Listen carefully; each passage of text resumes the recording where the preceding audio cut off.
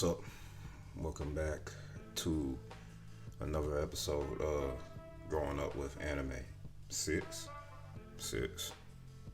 And last time I talked about some anime that's pretty obscure, I would say. Not a lot of people have heard of it. Some people probably watched it and really didn't give it the time of day like I did. But, I mean, what can I say? This is stuff that I watched over the course of time until now. And I'm just here to tell you about what I watched, what my thoughts on it, and if I think you should watch it or not. In which case, some of these you should, others you shouldn't, and some are just downright despicable, if I may add.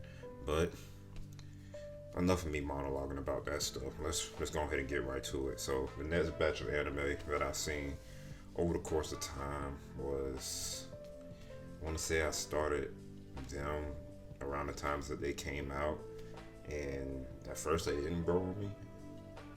Well, one didn't grow on me. The other one, I was like, okay, what is this? And the third one, I was like, okay, what is this? But I'll just start off with the first one. The first one was Black Clover.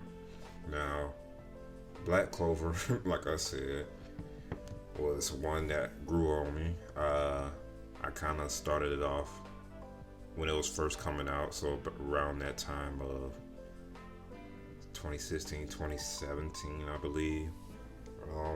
Still in college, looking for something new. This came out, and when I first saw it, I was thinking, okay, this is just a carbon copy of Naruto. Got a boy who wants to be a Wizard King, Hokage, growing up, has no magical powers, ostracized by his adoptive family, and trying to keep up with his rival slash brother. So I'm like, okay, carbon copy of Naruto. It's probably not going to be anything original. It's probably not going to be anything, inspiring or something that's going to catch my eye, right? But then we get on through Black Clover, through its arcs and cities, which I want to say the first two arcs were like not really good, but then we get to the underwater city arc. I think it was either that or like the no, I take that back. It wasn't the underwater city arc. It was the arc that introduced us to those three calamities or whatever they're called. The three that were behind the top generals of the Eye of the Midnight Sun. That little arc that they introduced us to, and I was like, okay, this is getting kind of good. And I want to say that was mainly the reason because of Yami. Now, Yami is a dope character, bro. He's just that typical, like, alpha male, dumb idiot who just says what's on his mind. But he's so straightforward and so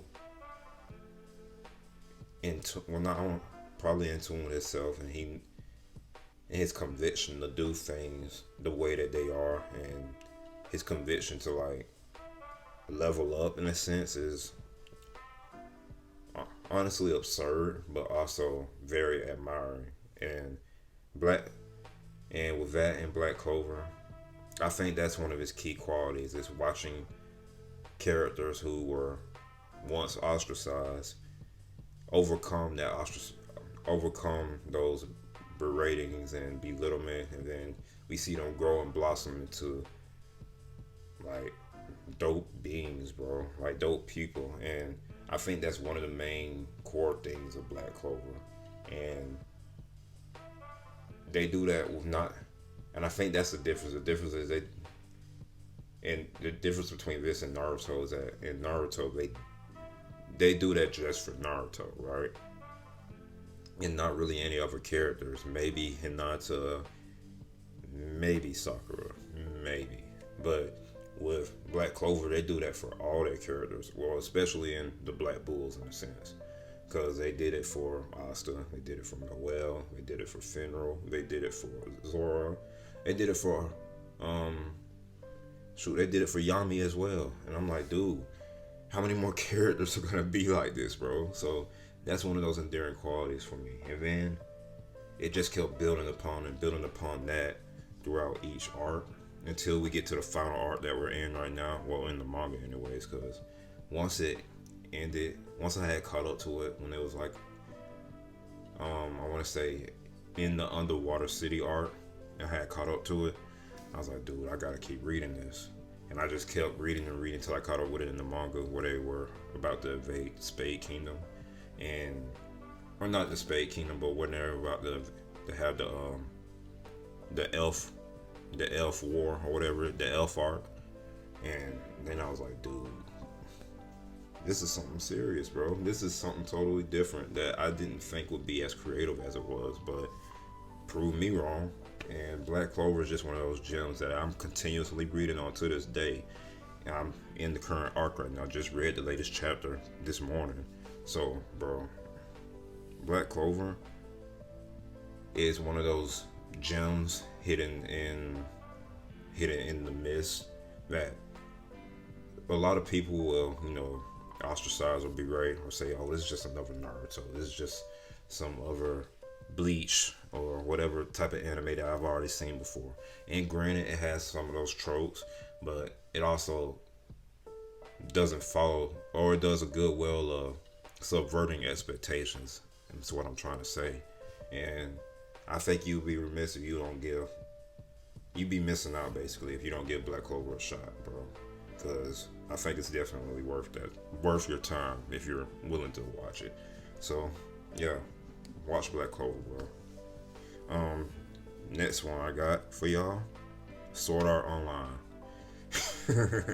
Now, the jokes that Sword Art Online receives are some of the funniest jokes ever, but to be completely honest with y'all, those first couple of seasons of Sword Art Online, the one where they go through the original Sword Art, the first season, and then the one where they do the magic elf stuff, which has its ins and outs, but overall it was pretty decent, if I may say. Those were the ones that I was like, okay, Sword Art Online is good. Kirito, though, I will say, is kind of meh as a main character, and like Kirito is just he's that typical knows the ins and outs of the world he's in, got all the buffs, got all the secrets, trying to overcome an obstacle, which you don't see him not overcoming because he's done it before. And it's like, I don't know, it just doesn't build a lot of stakes for Kirito with me. But the story is still good. It's just that Kirito as a main character, to me, is not the best main character I've seen up to that point, right? So, with that being said, I think that Season 1 and Season 2 of Sword Art Online were absolute gems, and in my opinion, some really great storytelling about online VR worlds and the things that can go wrong with it, right? But then it gets to Season 3, and that's when I think a lot of people like myself felt that it was very repetitive. Like, we're doing the same thing over and over again. There's some big bad who's did this and subjugated everybody's mind in VR, and now the only way to escape is to beat the big bad, and it kept getting repetitive like that, and I was just thinking like, it's starting to wane off on me. And I think the latest season of I think they did another season of Sword Art, and I've heard it's getting mixed reviews. I haven't seen it myself because I stopped watching after that Season 3 with Gungale or whatever. So I didn't watch it myself, so I don't know how. But for the most part, Sword Art Online is not bad. Not the worst thing I've seen, but it's also got its issues that I think a lot of anime have. And I don't know. If you want to check it out, check it out. I think you'll like those first 2 seasons, and maybe you might like Kirito better than I do.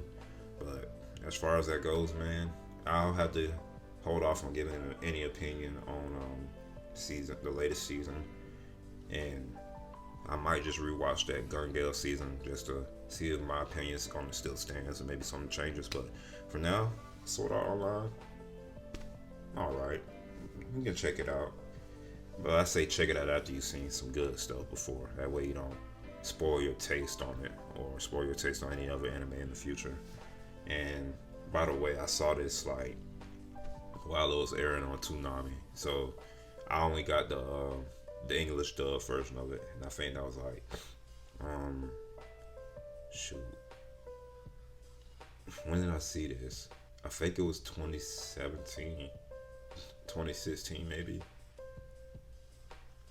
I think it was in between those periods because I was just bored and had nothing else to do, like many other folks. But anyways, moving right along.